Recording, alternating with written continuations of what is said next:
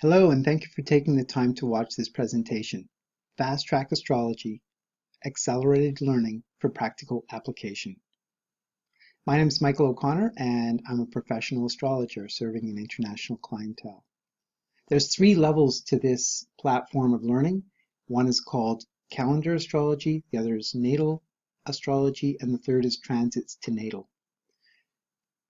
Most people begin their studies through what's called natal astrology, but the learning curve is much more involved and lengthy than it might otherwise seem. It can take weeks, months, years often to really learn how to read a natal chart well. Calendar astrology offers an accelerated learning curve platform because within one day I can teach you how to read and follow effectively an astrological calendar. Astrological calendars have become popular over the past 30 years, but especially over the past 15 years. More and more people have them, and there's many companies who make astrological calendars, and there's wall calendars, and there's pocket astrologers and day timers. So there's a lot of types of calendars you can have, and that's great. But I've discovered that most people don't know how to use their calendar well. It's nice to have the calendar and to see when the moon will be waxing and waning, and it can have a sort of a romantic quality to it in that respect, and it can feel good to feel like you're in tune with the rhythms of nature, and that's wonderful. But to really learn how to use the calendar in a real strategic, practical way is another level which most people aren't aware of, and I can teach you quickly. Now, the basic reality is that astrology begins with the relationship between the Earth, Moon, and Sun.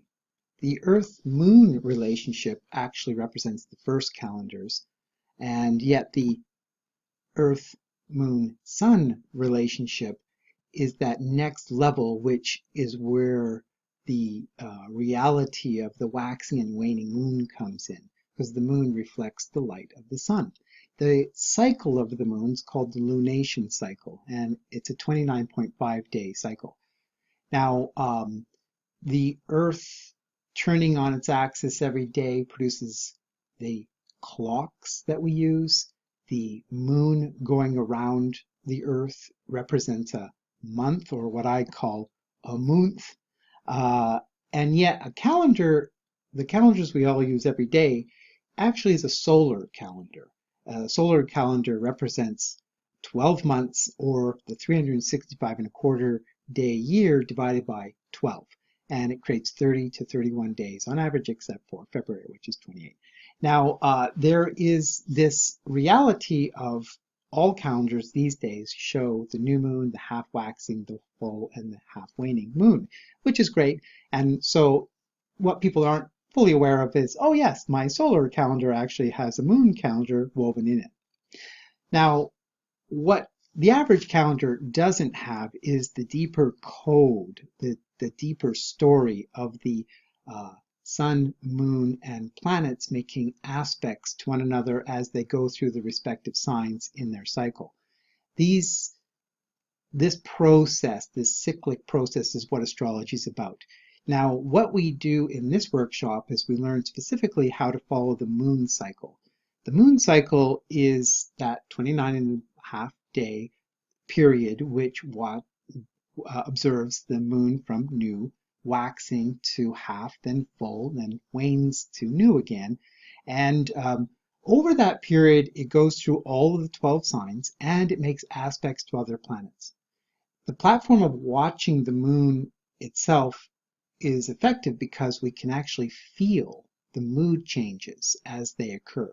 Those changes are linked to when the moon changes signs and when it makes aspects to other planets, and is linked also to the phase of the moon. Is it a new moon, or is it waxing, or is it waning, and so forth. All of this is what I teach you in the class. And this kind of knowledge can be learned very quickly. Some of it because it's very commonsensical, and some of it because when you begin to just get your mind focused there, you begin to pick it up quickly. Now, it's the language code, the symbolic language of the planets, the signs, and the aspects between them that you learn in the course of the class, and further, the strategic application of the when. The when factor is what we go through every day. It's like every day the Earth turns on its axis, and that turning of the Earth on its axis produces a day. And that day produces the principle of time, the reality of our 24-hour day cycle, which turns into weeks, months, and years, etc., is the measuring tool we use to measure time. And it's based on the actual reality of a phenomenal experience, that being the Earth turning on its axis. And that's what clocks are. Now, there's analog clocks and there's digital clocks. Whichever kind of clock you want to use, it's fine. It's all the same. We can read the time. Now, what we're looking at when we study an astrological calendar in this respect is the synchronicity. That means the meaningful coinciding events that occur. They're not actually an anomaly. The reality is our observation of them is an anomaly, but we can increase our observation. Now, the reason we want to do that primarily is because you can actually determine when it's the best time to do certain things. There's a real practical application here.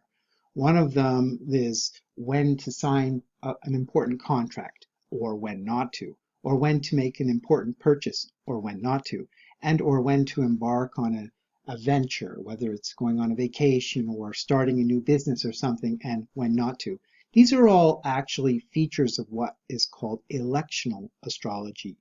Electional astrology is the art of timing when to launch or begin something, but it does include signing important contracts and so forth, or important purchases. And there's certain days when not to. And those periods actually are much more frequent than it would seem. They actually occur every 2 to 3 days.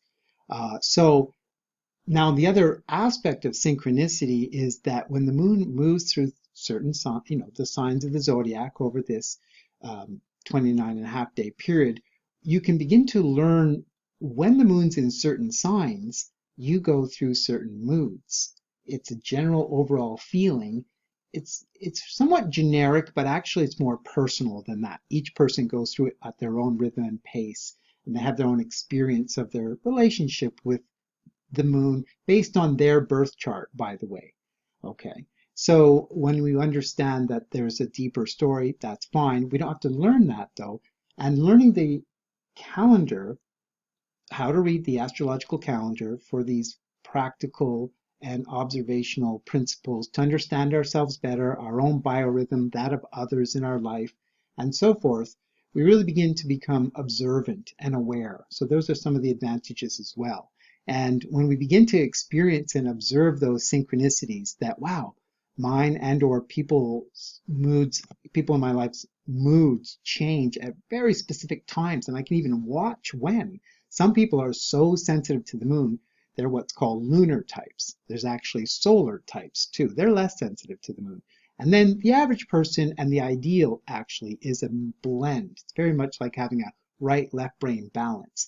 Lunar types, solar types, and what's called solely lunar types. Actually, most people are that. They just don't know that they come under that category. And then there's, many shades of gray in between. Some a bit more lunar, a bit more solar, etc. Now, the point is that people who are very lunar really are sensitive to the point where you can observe them undergoing mood changes as the moon changes signs and or goes through or experiences new aspects to other planets. It's amazing to watch and really revelatory to how much synchronicity is at play in our life. But more practically, we can learn to use that knowledge and be more in tune with ourselves and the people in our life and so forth, and thereby, create more harmony and so forth. Now, everybody knows how to use a calendar and how to read it. That's pretty given. And but what they don't know is how to read the code. And the code there is simply that of the planet symbols, the sign symbols, and the aspects between them. And what you see in front of you can seem a bit overwhelming at first, but it's just for example, there's a symbol for when there's an eclipse. That's that little sun symbol. And what you see is there's Eastern time and Pacific time.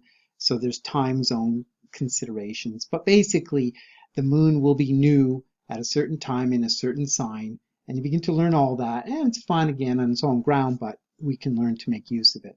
Now, astrology can be definitely technical. There's lots to it. I'm a student and have been for over 35 years, and I'm still learning. It's an ongoing process, as is true in many fields of higher complexity and sophistication. So that's certainly true of astrology, especially because it incorporates psycho-spiritual principles. So you get an entry level into that too.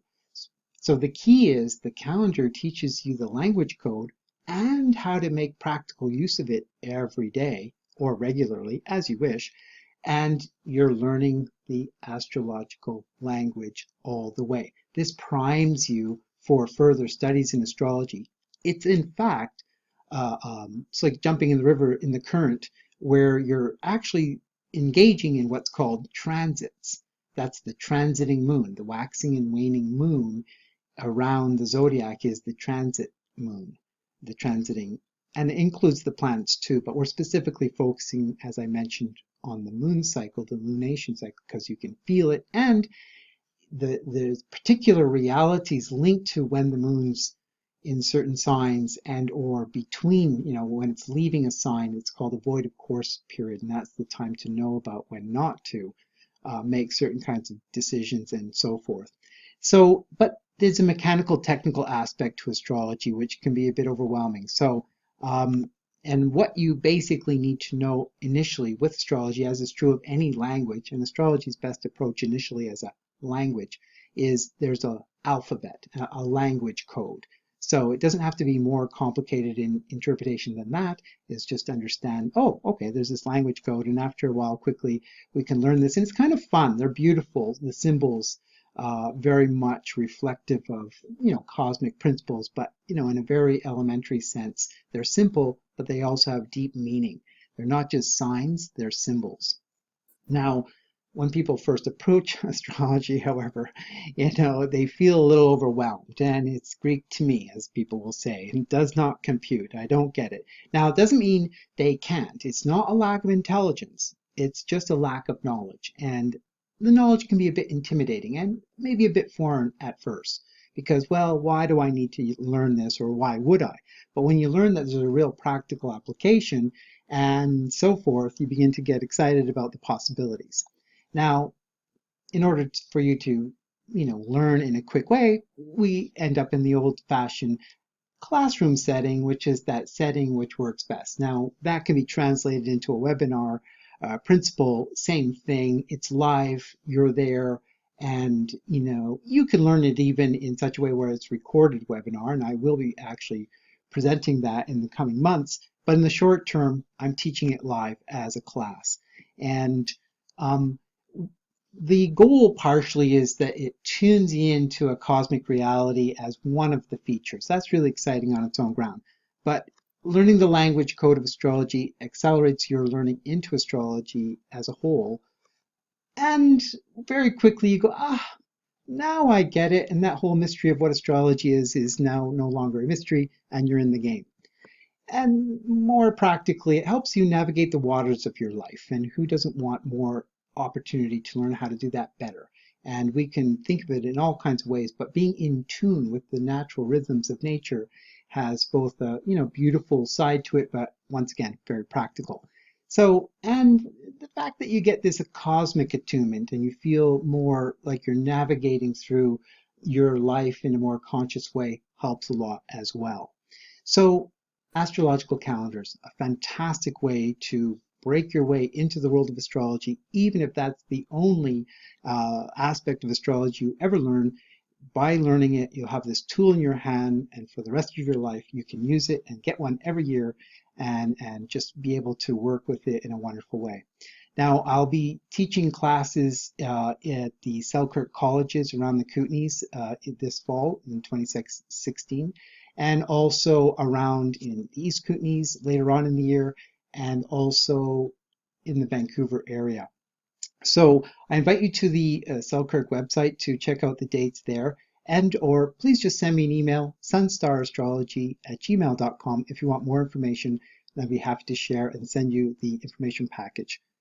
Thank you very much, and I hope to see you at my workshop soon.